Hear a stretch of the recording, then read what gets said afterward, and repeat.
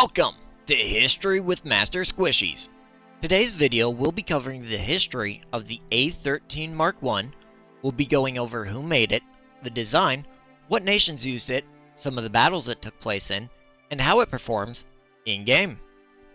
To start off, the A13 Mark I was the specification number for the cruiser Mark III. The A13 Mark I was a British cruiser tank, which is the British name for fast light tanks, similar to the United States cavalry tanks or Russia's fast tanks. The A13 Mark I was designed by Morris Commercial Cars in 1936 to 1937 and was produced by Nulfield Mechanizations and Aero Limited. Around 65 Mark I tanks were produced, with around 890 made among all A13 variants. The A13 was the third development of cruiser tanks, the first two predecessors being the A9 cruiser and the A10 cruiser. The cruiser class was conceived by Sir Jafar Lakin Martel after the interwar medium tanks failed to satisfy the British Army. Development of the A13 started in 1936 after Russia started to mobilize large platoons of BT tanks. Martel urged for the British to purchase John Walter Christie's suspension, which led to Morris, the founder of Morris Commercial Cars, to send a team to buy one of Christie's tanks, which, after looking, it's not specified which tank it was, but it's suspected to be a T3 medium. After receiving Christie's tank, it was put through trials, disassembled, and studied, leading to Morris to buy the patent rights to create the A13. This then led to a new company called Nulfield Mechanizations and Aero Limited to produce the tank. Though heavily redesigned to solve some of Christie's original issues, you can still see the remnants of the T3 chassis and the use of Christie suspension within the new design. The design and specs include a single turret mounted with an ordnance quick-firing 2-pounder gun and a .303 Vickers machine gun. It also had a maximum of 14 mm of armor and a minimum of 6 mm of armor.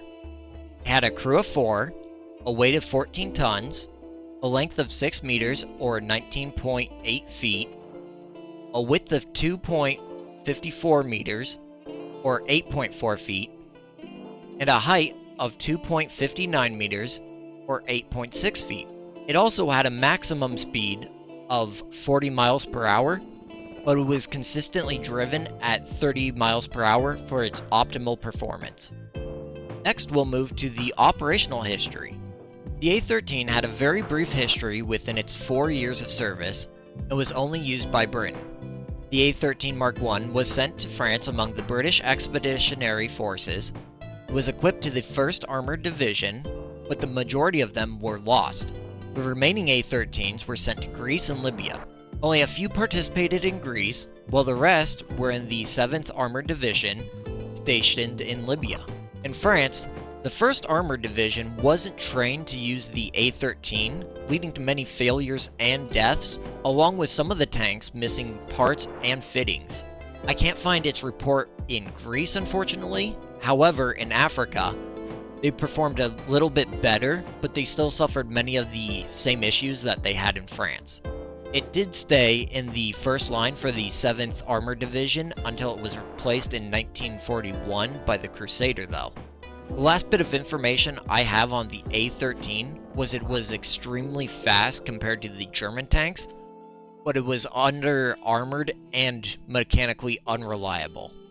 Finally, we'll move to how it performs in War Thunder compared to how it performed in real life. In-game, the A13 Mark I is nearly perfect compared to its real-life counterpart. The armor is right, with the maximum being 14 mm, but the minimum is wrong with it being 7 mm. The speed is 29 miles per hour, which is 1 mile per hour lower than its real-life speed. The weight is 13.8 tons, which is 0.2 tons lower than its real-life counterpart. The main gun is right, with it being an ordnance quick-firing 2-pounder gun, and the machine gun is also right, with it being a .303 Vickers machine gun.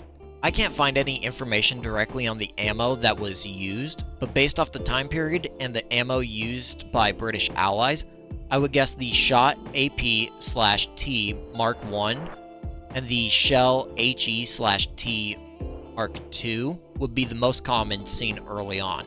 In-game, however, there's a variety of options, including the Shot Mark I AP/T, the Shot Mark I XB AP CBC/T, the Shot Mark I AP HV/T, and the Shell Mark I AP/T. Though the Shot Mark I XB AP CBC/T and the Shot Mark I AP HV/T probably wouldn't have been a very common ammo type for the A13. All in all, the A13 Mark I is pretty well represented in-game and performs pretty well. I don't think there's anything that needs to be changed with it, but I would like to see the option to remove tracks and use the road wheels instead.